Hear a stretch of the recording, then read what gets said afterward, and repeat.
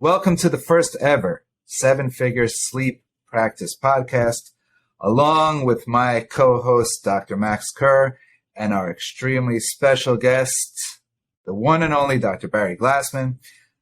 Barry, Max, welcome to this amazing time. Excited to have you both here. Seven-figure sleep podcast. That's a hell of a name, Avi. We better bring it. We need some energy ready to go. It's a good thing we got Barry on the stage here, a former thespian. Barry, how's it going, man? It's going well. As long as should I call you Dr. Glassman? As long as I don't have to say that long title, I'm good. Yeah, we need you to repeat it 5 times. Hey, I flubbed it the first time. Sleep practice. Seven-figure sleep. Seven-figure sleep.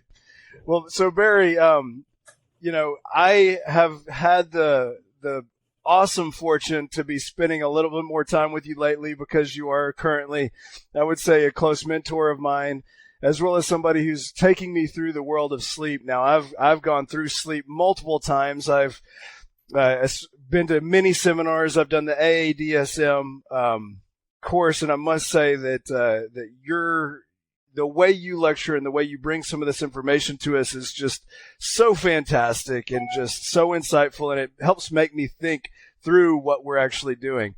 I'm more than anything, I'm very, very curious as to what got you started in all this, what got you started learning, and then what also got you started teaching, and how did you become to teach the way you currently do? So, like all of us, get out of dental school, and like some of us, found myself working really, really hard to become the very best dentist I could possibly become. And in many ways, finding that while I was improving my skills, I wasn't enjoying it very much. There were things about dentistry that I thought to myself, I had probably made one of the biggest mistakes in my life going to dental school. And like many people, they feel Dr. Glassman, what were those things? Like, because I've felt that very much multiple times throughout my career. So, what were the things that stood out to you as like, what in the hell am I doing? Why am I doing this? Well, the fact of the matter is that when we choose dentistry, none of us know anything about what we're choosing. We have no idea what it is to be a dentist. What did I know? I knew that when I went to my dentist, he used these needles that really hurt because that was, and then I thought, well, that's cool. I can hurt people. So I mean, it makes me think about why I chose that. Right. My brother is 7 years older, and he was going to be a dentist, and we were going to practice together. So that was essentially the reason. And you have no idea what it is, what the business is. You have no idea what it is to satisfy patients. You have no idea what the job is in terms of the technical requirements. You have no idea what the pressures are. You know nothing. And there are some people that have found that they really love what dentistry has become and grow into it. I wasn't one of them. I wasn't thrilled with an ideal margin of the crowd. Hey, Barry, how fascinating is this? You and I have never had this specific conversation. I've spoken to this man thousands of times in my life, and I've never had this specific conversation. And you've heard me say it a million times. Dentistry wasn't for me. Dentistry wasn't for me. Dentistry wasn't for me. I went to sleep. But I don't think you and I have had this conversation about what led you away from dentistry. And it's the essence of the book I keep threatening to write. But things keep getting in my way, like diplomat programs and etc. But real things. No, and there was the realization is that and I was also in a relationship with my brother, who was my partner, who was an incredible dentist when it came to physically. So I had a tremendous. We had our own practice, our own lab, a large crown and bridge practice. I had my work cut out for me in terms of reaching a level of technical expertise that was difficult for me to reach, and there was also some internal competitiveness, which became even more of a problem.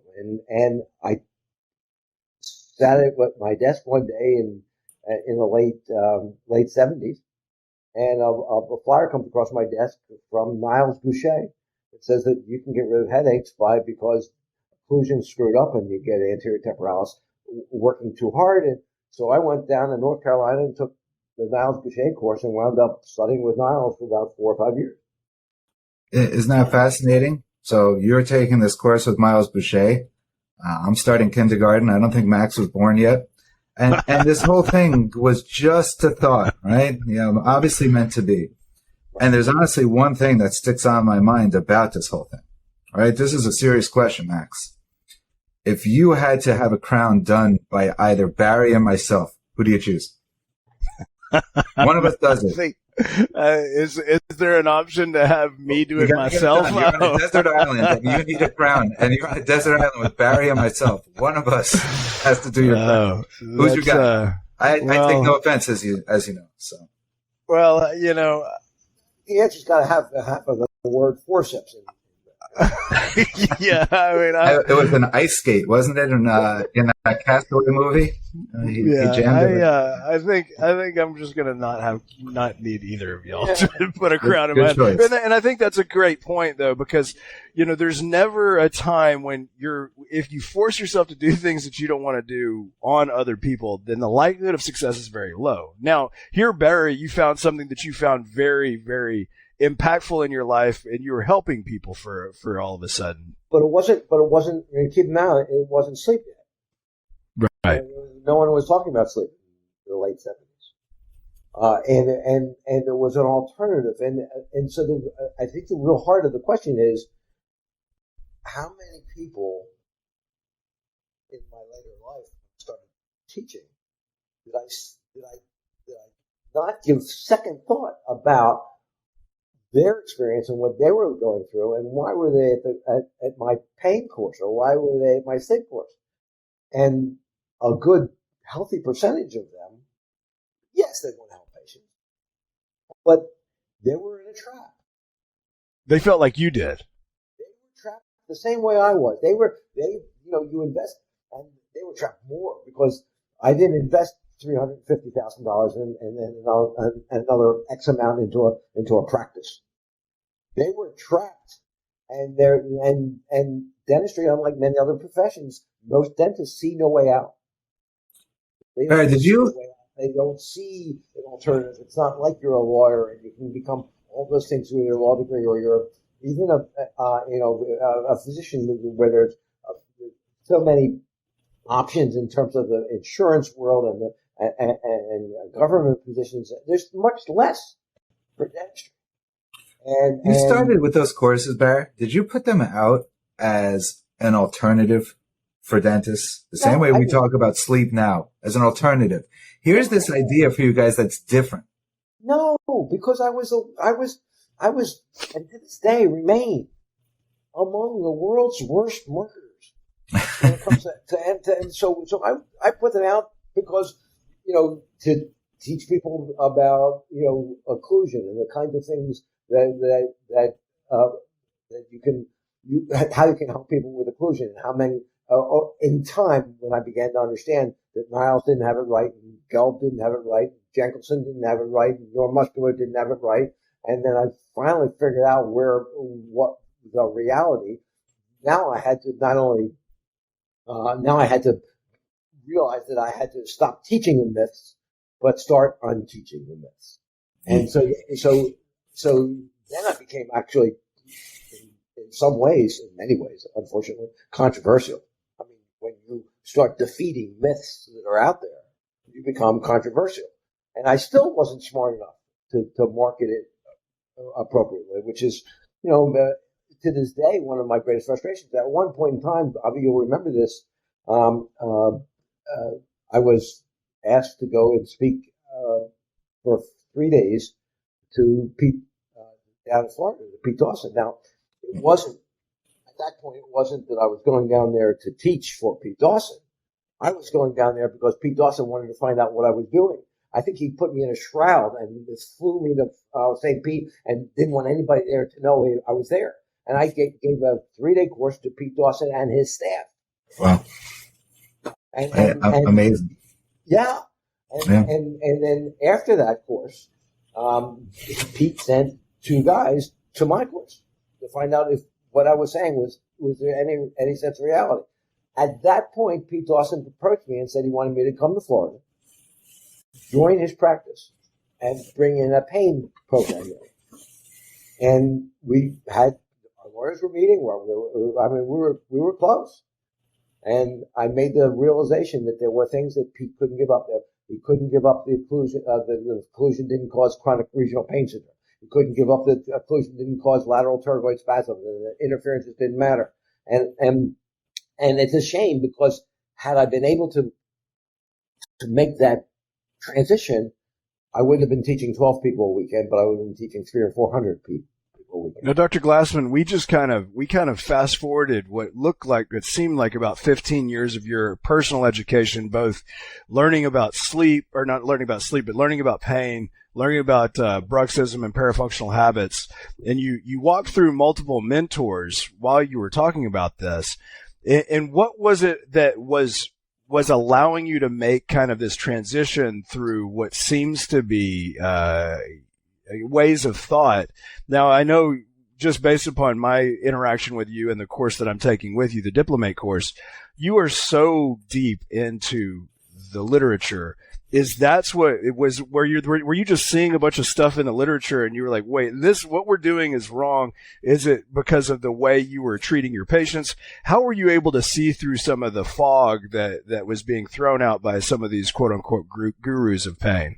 Well, I wish I could give you an answer that made me seem smarter than I am, but I can't. The truth of the matter is the following. I was carrying the flag for each and every occlusal camp as I joined it, looking for better answers, still being confused by confirmation bias and believing everything. So I totally believed Niles Boucher until I met Harold Gelb, and he made a fool of me in some lecture. Then he called me out to dinner, and we went to dinner, and I wound up spending 5 years in his office, working with him and testing appliances with applied kinesiology. And we had we did a little experiment on applied kinesiology, and it so came out so badly that he told me to leave the office and never come back. And then I left that, and then I went, started teaching for bioresearch, and then started believing, well, if muscles are the issues, maybe this tensing of muscle makes sense. And I started actually teaching neuromuscular dentistry. In the meantime, I was using various kinds of appliances, and every time I took a patient off an anterior midpoint stop appliance, they seemed to get worse. And it's a confirmation bias. I found that technology became more important. I met Jim Boyd. Jim and I worked together for a while in developing that what we call the therapeutic protocol, and that seemed to be making more sense to me. I was that's when Whit Wilkerson and Ken Grunset from Dawson's office came to my practice, and at the same time, at that same course, there's a guy named Don Malizia. And Don was a panky Dawson kind of a guy, and he heard what I was teaching. He lived in Pennsylvania, and he came to that same course that Wilkerson and Grunset were at. And at the end of the course, literally the end of the course, 2 weeks later, I hear a knock on my door. It's Don Malizia with a stack of literature. I'd never read a piece of literature in my life. A stack of literature like this.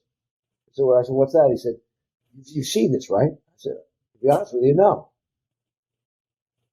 And he walks up to my room, puts it down. He said, "You got to read this." This is why. I said, "Because I came here to prove you were 100% wrong." And I went back and did the literature search, and this is the literature that supports everything you're doing. Wow. And that's these are amazing stories that I haven't heard yet, which is yeah. incredible. And so here you are, pain. You're really deep into it. In fact, you're starting to feel what it's like to actually doctor, right? Now you're looking at literature and using that to guide your process. So where does sleep fit into this? How do you become a sleep physician or sleep doctor? Well, so it's what is it? Obviously, the late 1900s. The sleep starts to become an issue. I took the first sleep course with a guy in New Jersey. Avi, he stopped teaching. Did you? What? A New Jersey guy? Yes, a New Jersey guy who was. You know, Hilson? Exactly. Wow, I didn't know that was your first course. Sleep course. Only sleep course I ever took. Wow. A bunch of people, and he was showing some videos of people sleeping. I had no idea what was going on, and I still left that course. I had no idea. But it made perfect sense for someone who had already changed his model. This is the biggest issue for us. We as dentists have this very specific model that we follow. It's based on diagnosis with X-rays and an exam. It has literally nothing to do with the history, because there's very little on the history that dentists need. So we follow that model, and then we expect to succeed because dentistry is good at what it does. Well, medicine's totally different. Totally different. And I had already started to change my model and understand the humanity that's involved in the decision making and the risk benefit quotient issues, the pharmacotherapy issues, the much more complex contributing factors issues, the autonomic nervous system issues, the whole trigeminal mediator issues. All of these things are so different than the issues that we deal with odontologically. And I said my model had already changed. Well, moving into sleep became really self-evident. And I never took a sleep course. I just studied. There weren't any available. Obviously, when you and I took our AEDSM diplomat test, I don't think there was a sleep course available. Not many. Yeah, my story that I've told so many times, I called trying to find one because Dr. Ash, the pulmonologist that got me into sleep, said, you got to learn about this. I found one course. Yeah. Which then got followed by, remember, SDDS, Sleep Disorders Dental Society, which is where we met. Larry Marsh was the first president. Larry Marsh was the first president of the Sleep Dental Society. It was originally SDS. I know it was SDS. And then, in fact, you may not know this, but once we took our test, which was the worst test I've ever taken in my life. Me too, by the way. I walked out of there feeling defeated. I'm like, man, there's no way I passed this thing. Well, passed it? I didn't understand it. The questions made no sense. Do you know the story of that? So I know the story only because we've talked about it, but tell everyone the story. So the question made, I get noticed that I passed the test, and I called the then president, Harold Smith, who became president 3 or 4 more times after that. And I called the president, Harold Smith, and I said, that's the worst test I've ever seen. So what do you mean? I said, there was no agreement. The questions, they were just terrible questions. He agreed. I signed a non-disclosing agreement, and he sent me the test. He said, you fix it.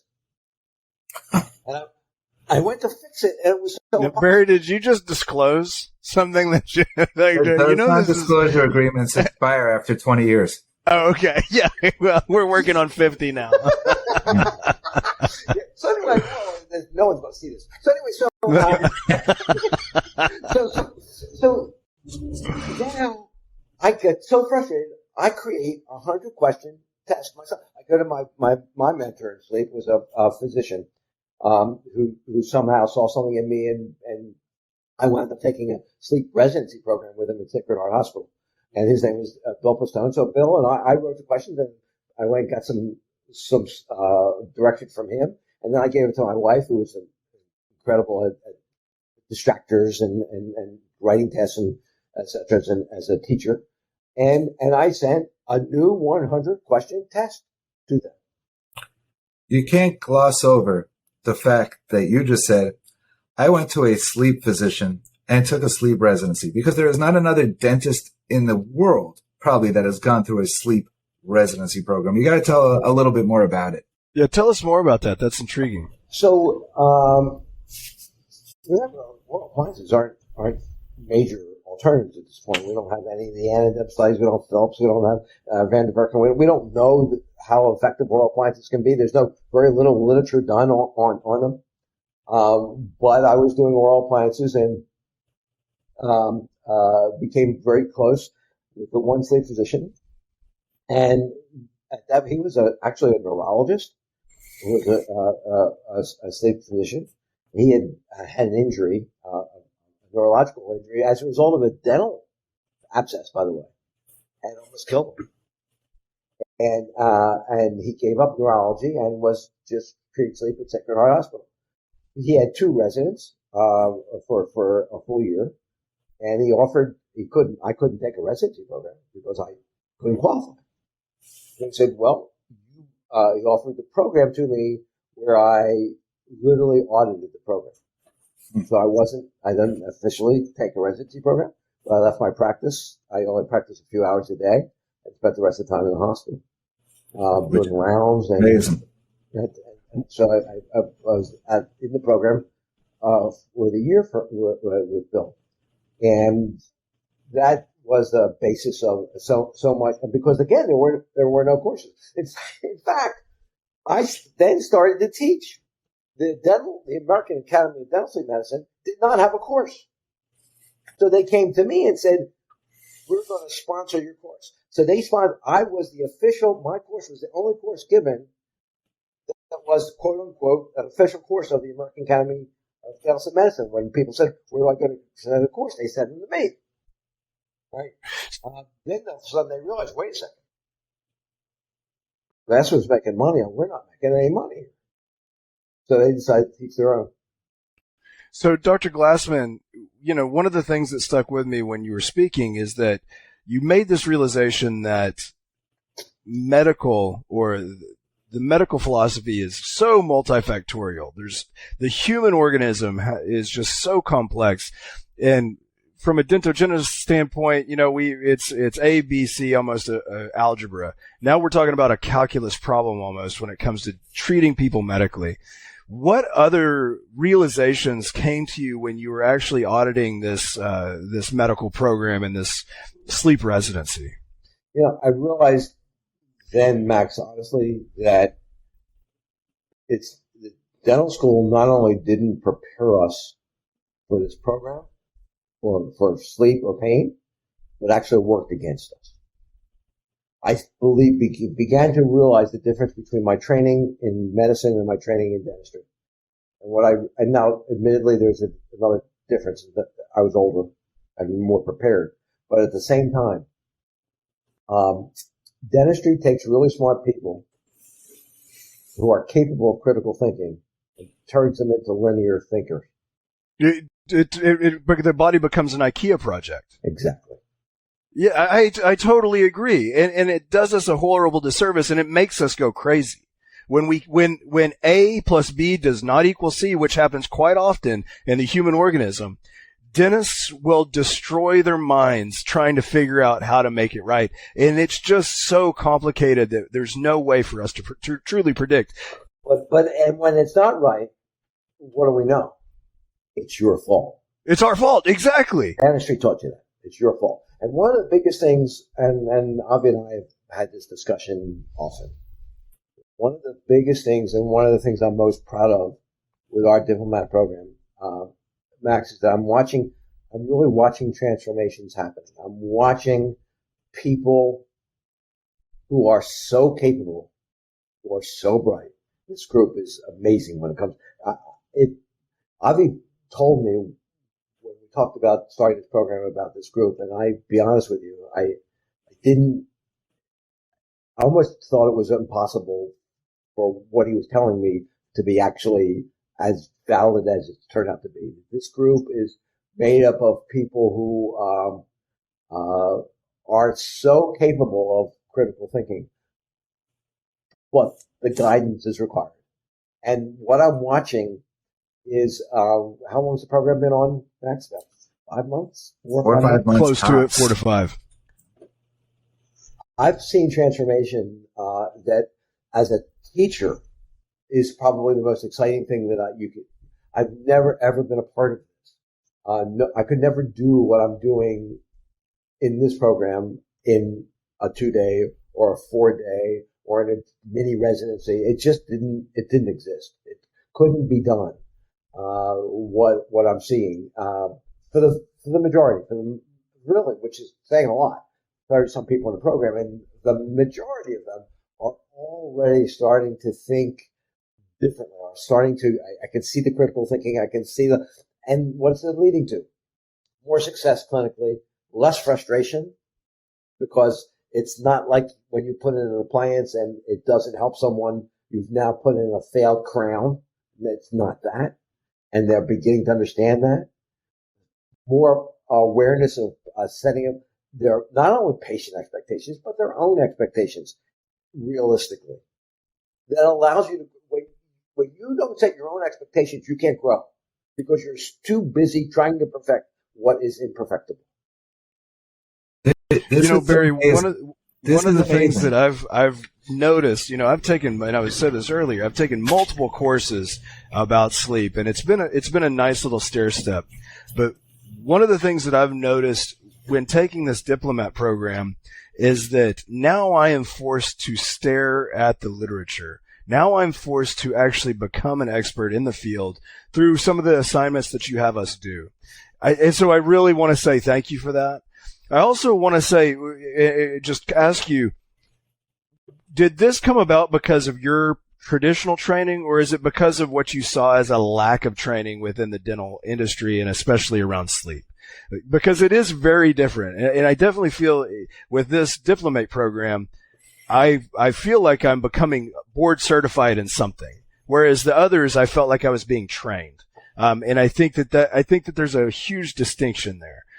So where did you come from with your philosophy of teaching, and how is it shining through within the actual program that you're leading right now?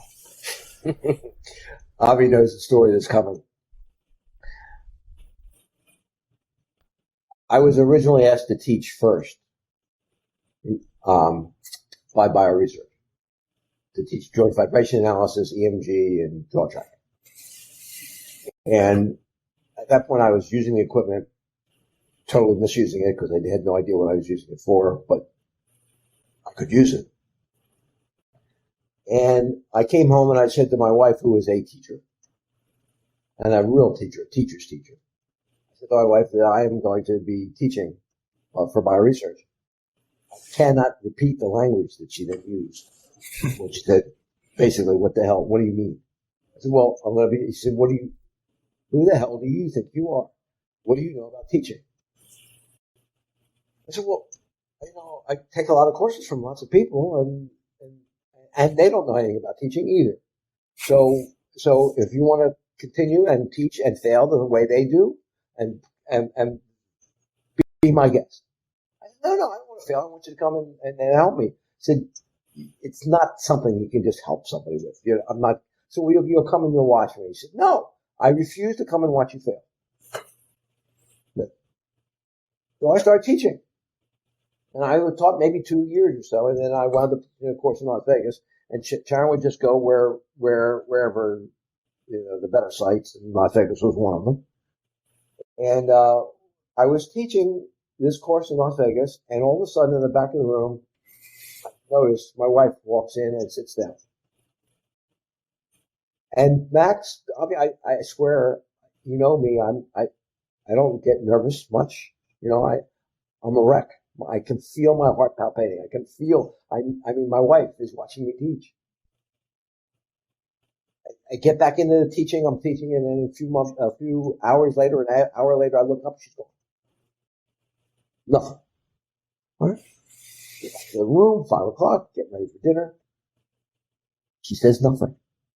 We go to Tao, the opening of Tao. It's just opened in Las Vegas. First night there. Great. Wonderful dinner. Nothing. Dessert comes out. I finally said, damn it! Talk to me! You were there. I saw you! Yeah. Did you know? We're married. Thanks, Sharon. We're married. And I'll be honest with you, I don't know when it was that you've mastered as much material as you have, but it's amazing to me how much material you've mastered. And if your purpose was to let everybody in the room know how much you knew, you were amazing. If your purpose was to teach them, you sucked. And that led to a discussion. It made me think about all the people that I've been taught by. The number of people, times I've gone to a course and I thought to myself, my God, if only I knew what he knew. If only, and every question, every answer, they had every answer. They knew everything. And of course they did. But it was important to them to let you feel like they did. Otherwise, that's why you're paying them. And what Sharon taught me is that we don't know that what you're teaching is how to learn. What you're teaching is how to think. What you're teaching is process. It's not the show that matters. It's the process that gets there. That's what matters. So don't worry about the show. Those people who want to see the great show, who want the great PowerPoints with the fancy stuff, and let them go. That's all. That's not what you're teaching. You're teaching people to think critically. That was the difference. And now I go and watch courses, and I watch people be asked a question, and I watch them make crap up in order to fill the dots, making up mechanism. And very rarely you see somebody in the beginning of the front of the room say, "Ask the question," and you hear the answer. What? I don't know. How many times have you heard that, Max? I've heard it plenty, and you've forced me to examine, when I am on webinars and when I am giving answers, you're forcing me to be able to eat that crow, or at least say it and say, hey, well, let's look at the literature. I've read more literature in this Diplomate program than I have probably in my whole dental career. And, to be quite honest, it's both challenging as well as thrilling, and it does make me feel really good about what we're doing. So you've now started this Diplomate program with IAOS, and I do believe at SleepCon, Avi, isn't it correct that we are going to open up this Diplomate program, or Barry's going to open up this Diplomate program for the general population, correct? So the idea is this: we got something special going on here. And to give a little background on this, Barry and I have known each other for a long time. And we've talked about doing something like this, but never could do it unless it was going to be the right program. And that's not anything but, can we create the right type of diplomat program? Because you heard Barry allude to it before. And to show you the biggest difference, when Barry and I took the course, the Diplomate course, at the same exact time, realized I was 26 and knew zero about sleep apnea. I had done 5 cases, maybe. And here was a guy who took a sleep residency. And after that weekend, we have the same lofty status, right? Diplomate, like which one of these does not belong? And it was clearly the kid who knew nothing, and yet he's calling up and saying this test is terrible, and I'm celebrating because I passed a test that I thought I had no chance of passing because I just didn't know that most of it didn't make sense. So we put this together with the idea of doing something different. And there's an idea after this course. It's not, did you pass a test? It is, hey, how much have you taken in? If we've done this right, and Barry spends so much time on this, this is a Barry project where he has spent hours of time putting together the right thing. From iOS side, it's just a simple concept. Let's do the best program we possibly could. Let's increase people's confidence. Let's get them thinking differently. Let's create real thinkers out there. Let's create it. And so obviously we've done this within IAOS now, and the members that have taken it, I can tell you from me coaching members, I've seen people go from here to here in 5 months like that. People who just weren't necessarily getting that confidence part wasn't there. And now all of a sudden it's there shining through, and they're taking off even on their business side just because they're learning things the right way clinically. And so we want to open this up to other people. SleepCon is our flagship meeting. It's our once a year annual meeting. and it's our best meeting. And so we're like, hey, we're going to bring people into that meeting. What if we gave them a little taste? Just a little taste of what this is all about. It probably should go right over their head. You probably shouldn't get it right away, but that's the point. You may think that you have done it all in sleep. You may think you know it all in sleep. You may think that you've accomplished it all, and you haven't done this, and this will change the way you think about yourself, the way you think about your knowledge of sleep, who you are in the world of sleep will change as a result of it. So we just want to show, hey, here's a little bit of it. This is going to go along with the rest of our course for that weekend. You come in, you try out the Diplomat for a few hours, and then sit on the rest of the weekend, which, by the way, will make a lot more sense to you than just that piece of the Diplomat course. All right, take it away. Tell us your thoughts on it.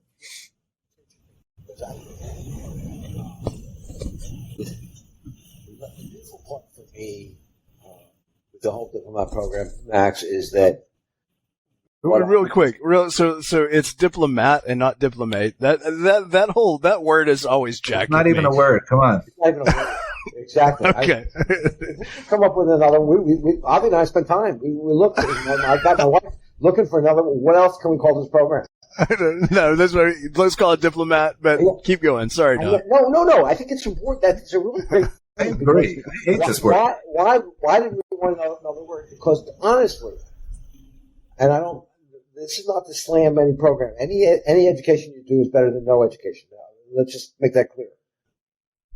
But for the most part, most of the programs consist of taking a course or two, then paying a little extra money to get the review course to find out what's going to be asked in the final so that you can pass the test.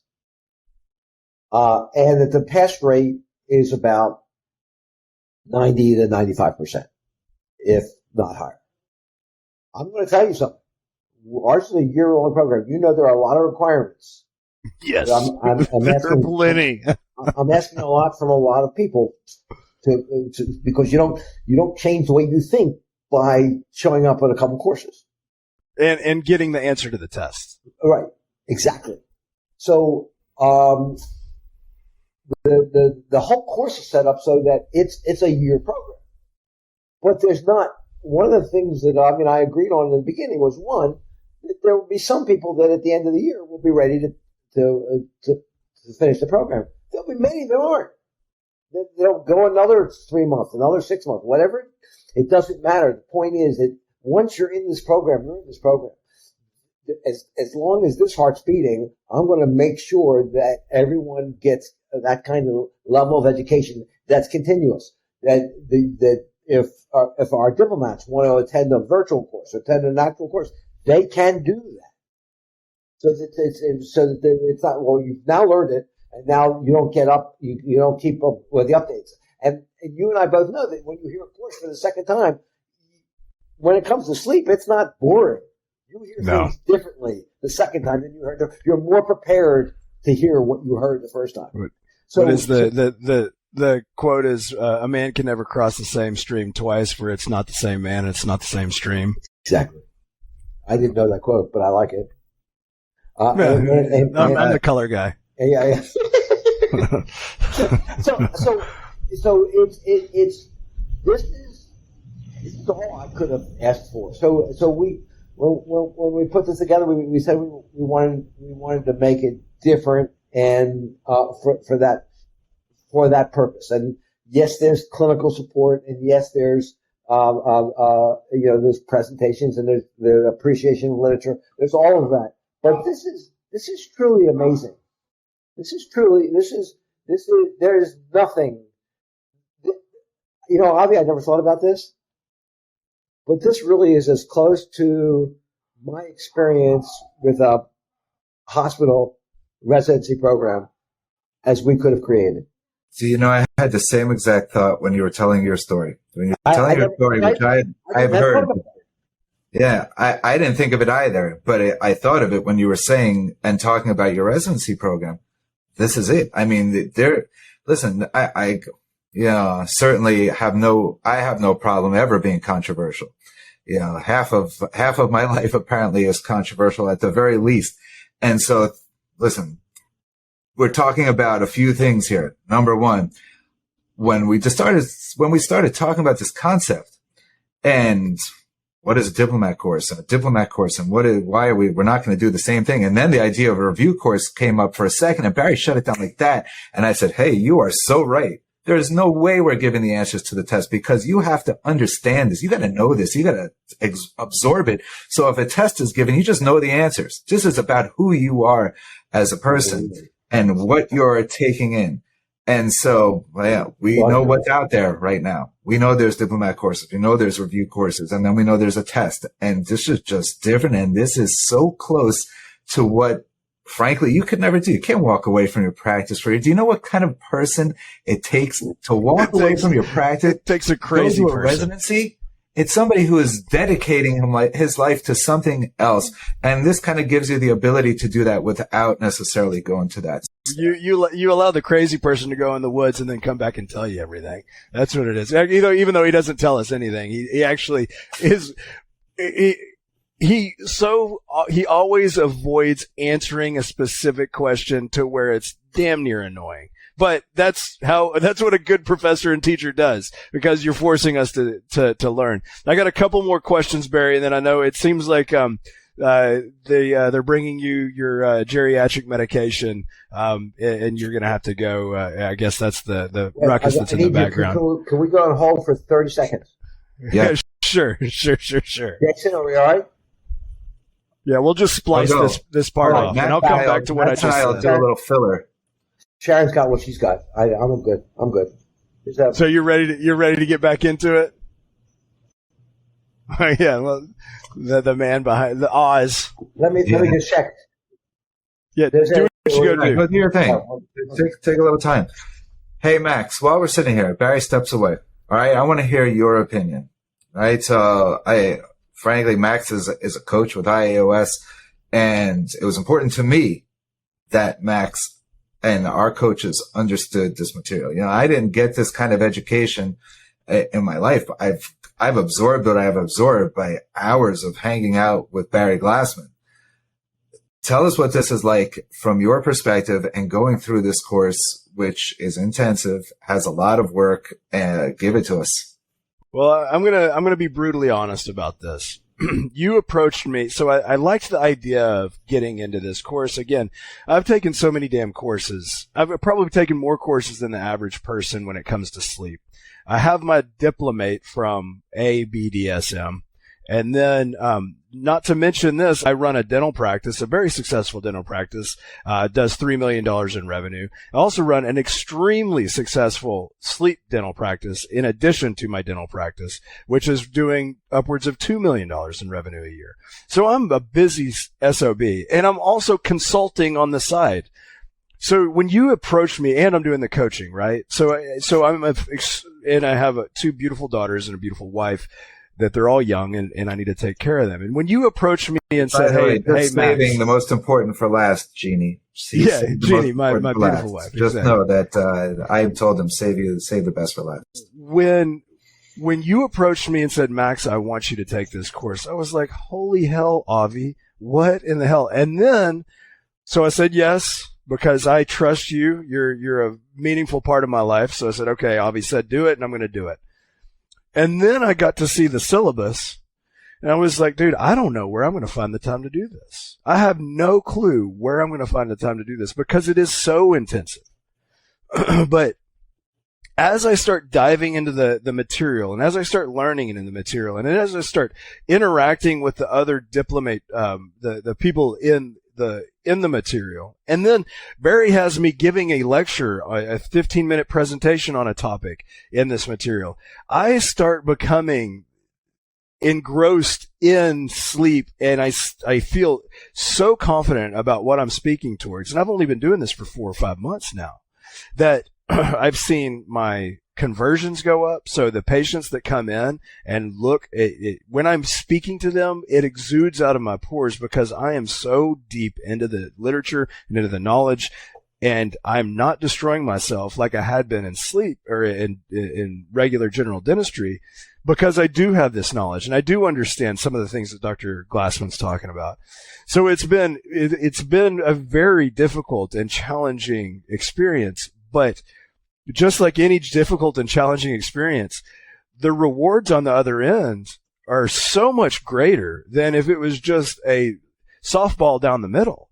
I'm treating better. I'm having better results with my treatment. I'm having better conversations with my patients. Therefore, I'm getting more patients to move forward. And something happens in the universe when these things happen, that more patients seek you out. Now, all of a sudden, I have other vendors seeking me out to speak on webinars. And I have to say that this is part and parcel, and a huge part in providing me the ability to do those things is this program. And so it's a pain in the ass. It is a huge pain in the ass, but I'm happy and I'm really glad I'm doing it. And I can't wait to keep on going. And, Barry said, after you're done for a year, it's not like you're done all of a sudden. And I would agree. I mean, I kind of want to keep on going just so I can keep up with the literature, because it helps me actually talk to my referring physicians even better. I know more about sleep than anybody in my area, except for maybe Brandon Hedgecock, and him and I are pretty damn close. Period. Listen, I love everything you just said. Barry didn't hear it. Trust me, he loves everything you just said. And, I want to touch on one last part of it. The part that is talking to sleep doctors. The iOS model is different. It's not just about going to sleep doctors and getting referrals. That's a piece of. But for the typical dentist that goes out and speaks to sleep doctors, something's got to differentiate you from everybody else. Otherwise, you're one of 100 business cards that he gets. I say, you walk into a sleep doctor's office and you say, hey, I'm the guy. Doc, you got sleep apnea patients. There's patients and they have CPAP and they fail. You should send those patients to me. Well, guess what? He's heard that speech 100 times already. You're late to the party. Thanks. Give me your card. I'm going to throw it on the desk with the other 100 I have, or it's going to go straight in the trash. But all of a sudden you walk in with this kind of knowledge, this kind of confidence, and it's like, this guy's got something different. And that, for any dentist, let alone an iOS dentist who does this almost full time, is a differentiator to say, I am that guy. 100%. 100%. Well, let's carry that. Let me take that further. So the reality is that no physician is going to sit there and ask you about what the role of histamine is in sleep. All right. So we know that.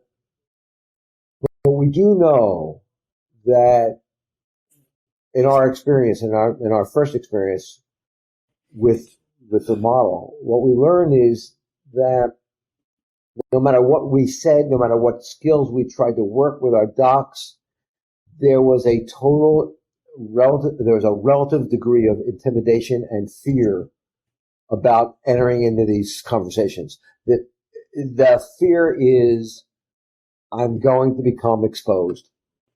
They're going to see that I really don't know much about sleep. That's not going to happen. But there's an internal fear that is going to happen. That guy's going to ask that critical question that I don't have an answer for, and I'm going to flunk this test. I'm going to walk out with my tail between my legs, and I will fail. And when you realize how much confidence this gives you to be able to say, to get to the point where if you have a question in sleep, you don't hesitate to pick up the phone and ask your sleep doc that question, because it's not exposing you.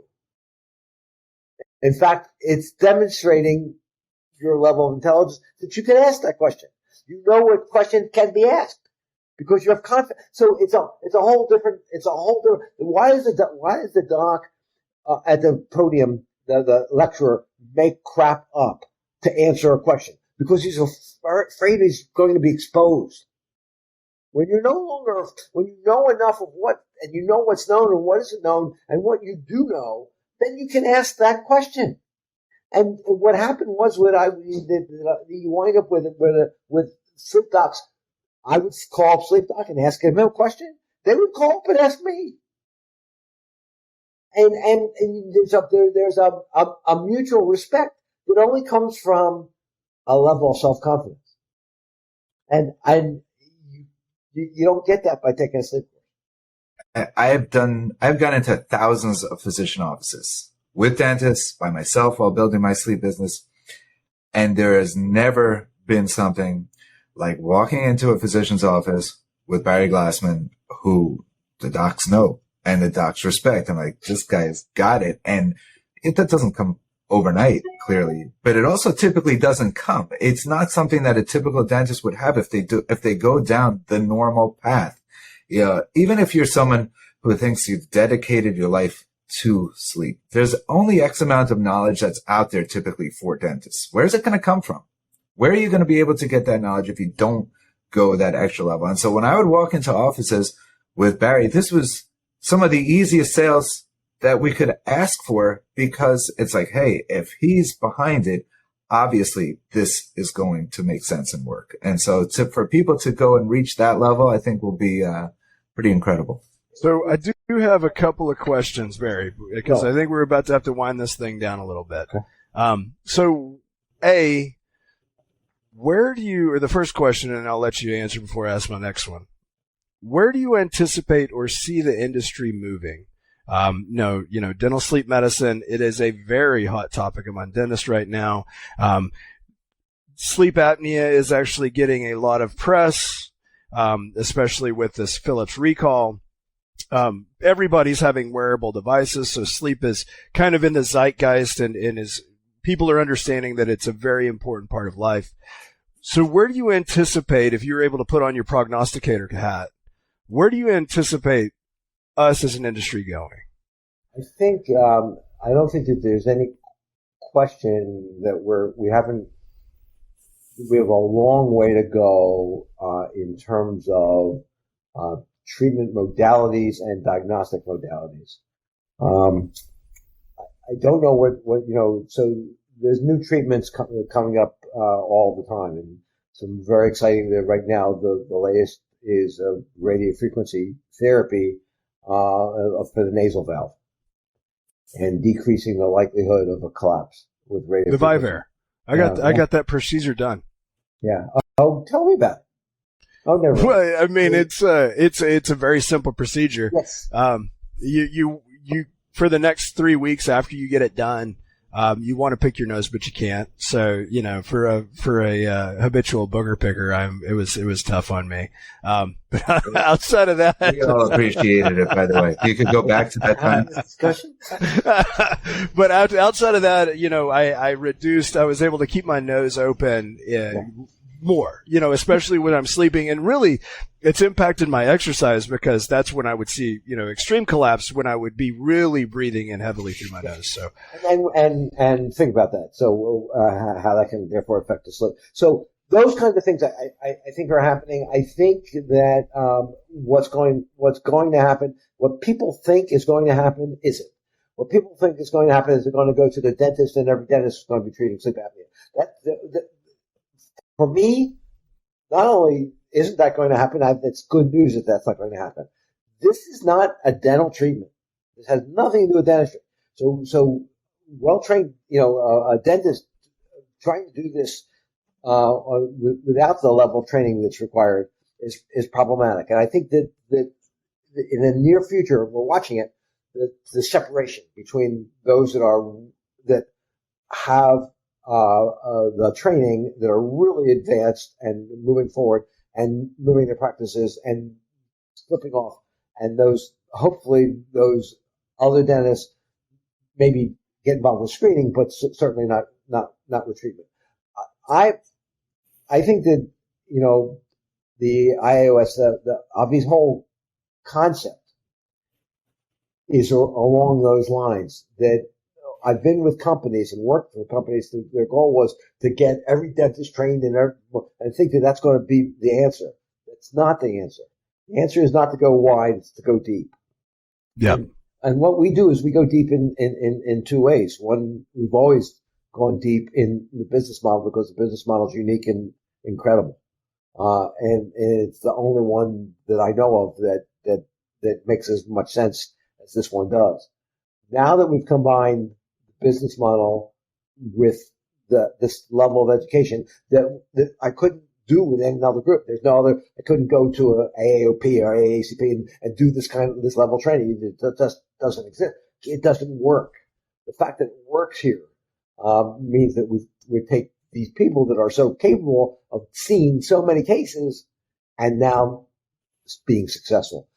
Not, yes, the percentage of success will rise because they're better trained, but their likelihood of success in their lives will rise because the fear of failure will be gone, the frustrations will be gone, the lack of the expectations we talked about earlier will be appropriately set, and therefore they'll be allowed to succeed. Amen. Now, my last question, Dr. Glassman. So I know you're a thespian. Tell us a little bit about where you and how you started acting. What's your favorite play, and how does this how does being an actor actually help you be a better lecturer and teacher? Wow. Okay. So met my wife when I was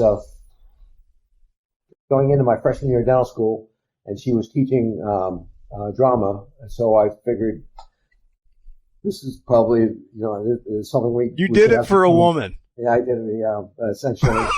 And then when I went to Fort Bragg, I said, captain in the Army, they had a really good theater there, and that's where I started my amateur career. I've done probably 50, 60 shows. Amongst my favorite, I just did On Golden Pond, reading On Golden Pond, which was really special. Tuesdays with Maury, obviously seen the video of that. Amazing. I did Tuesday, played Maury. We repeated that role. And I just did Salieri in Amadeus. But probably the most impactful one was we did both shows, Millennium and Perestroika, with Angels in America.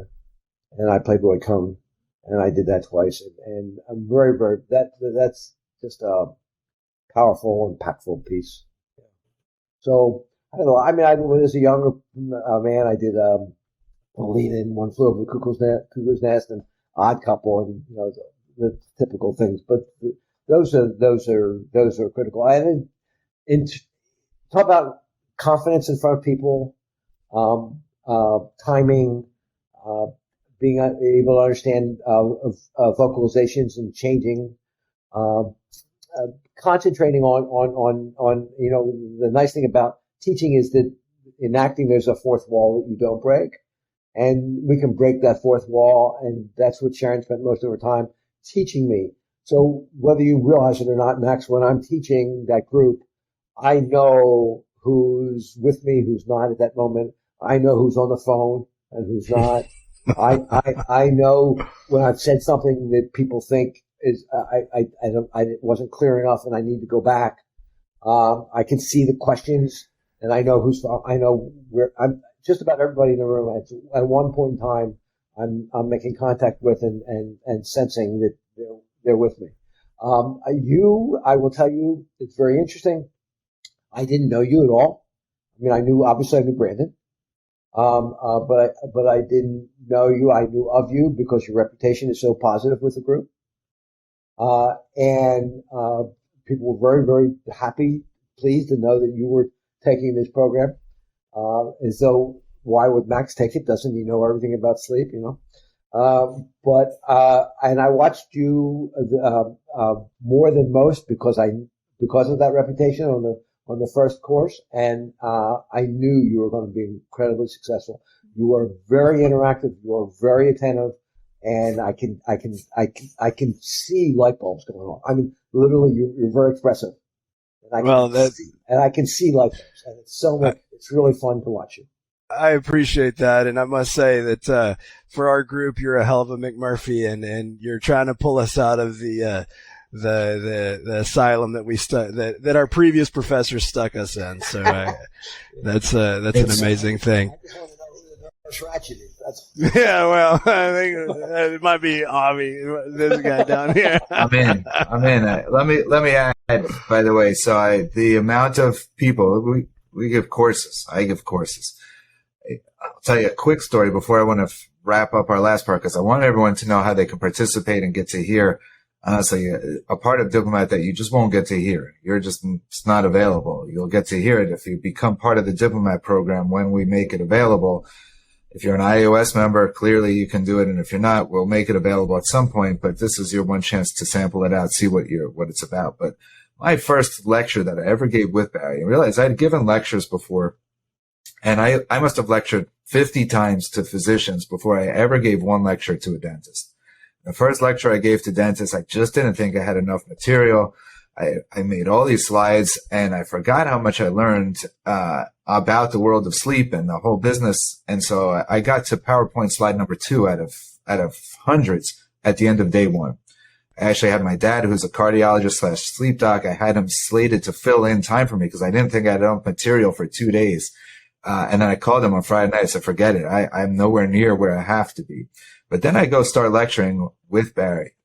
And I'm thinking, man, I know my stuff. I'm good. And then he gets up and just lights the room on fire. And really, I've been watching him and learning from him just from that aspect of how can I make my lectures any better by watching and learning this amazing teacher go teach, which is what he is amazing at doing. And so, thank you for this, Barry.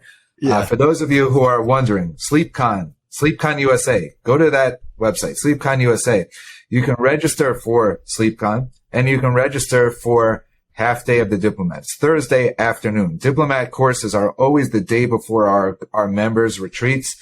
SleepCon is the only members' retreat that is somewhat open to the public. We clearly have exclusive members courses, but there's an entire track meant for non-members. You'll be able to follow the whole thing through. If you want to see what the Diplomat course is about, go to sleepconusa.com. You'll get to participate in half of the Diplomat. It's a full Thursday. You get half of that. And then the entire SleepCon, including our amazing Halloween party, which will be your most fun you have all year. The lectures at SleepCon are incredible. You'll have an amazing time. And I want to thank both of you, Max, for our first ever 7-figure sleep podcast, and just one of my favorite people around, the one and only Barry Glassman, who you have to see. You just if you have not seen Barry lecture, you have to see Barry lecture. That's one of 2 courses. You'll get to see him as part of SleepCon as well.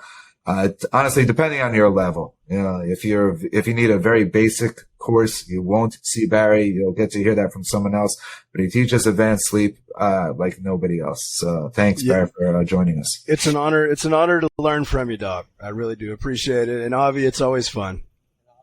I just want to say that I don't have this opportunity. There's X amount of time left in this old body of mine, and teaching is important to me, and teaching people right, making sure that people maximize their skills and not only do well, but enjoy this practice, the practice of sleep, which can be enjoyable if you learn how to do it right and learn how to enjoy it. And I don't have this opportunity without IAOS and Avi, and I so appreciate it. It awesome. is our pleasure. Thanks, guys. Thanks for tuning in next time. What an amazing time. Take it away, Max. I don't know. How do we know how we're closing this? Yeah, next time. We are doing this every month, guys. 7-Figure Sleep Podcast is coming to you every single month with somebody who is in the world of dental sleep, coming at it from different angles. Obviously, when you're going to hear from me, it's going to be a lot more on the business angle, but we're going to bring in members. We're going to bring in people in the world of sleep that we feel have something really good to share. And like this one, really informative about different topics, not just the typical old, here's an AHI and here's an appliance and put it in and go for it. It's way deeper than that, guys. My first conversation with Barry ever lasted less than a minute. And, I'm not someone who curses that much. I'm not saying Barry is, but we were talking about it, and he says, hey, you and I both know AHI is bullshit. Click. End of the call. I'm like, all right, I guess so. But that was the end of it. And man, did that statement at the time didn't mean that much to me, and now means more than anything. So deep stuff like that coming, guys. The world of sleep is amazing. Get yourself involved. If you're not, if you're watching this and or listening to this, we appreciate you. And tune in again. 7-Figure Sleep Podcast. SleepCon USA, check it all out. Our website is ios.com. We appreciate you taking the time, and have a great day.